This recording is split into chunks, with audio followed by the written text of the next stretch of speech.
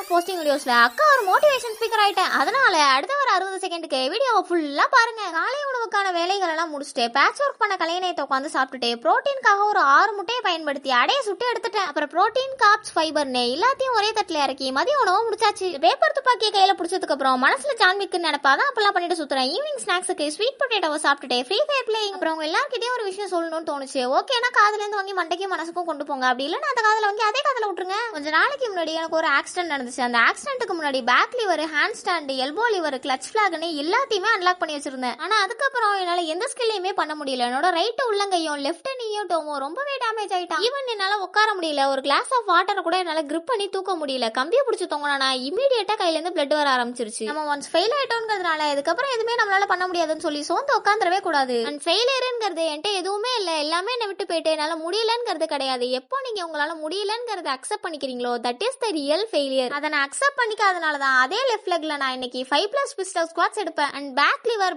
Press 1 leg front lever planche ட்ரைனிங்கும் பண்ணிட்டு இருக்கேன். Also I was better than myself. I can't compare myself to anyone. டின்னருக்கு புரோட்டீனை சாப்பிட்டுட்டேன். நிலைத்தன்மையோட இருங்க. நாளைக்கு பார்க்கலாம்.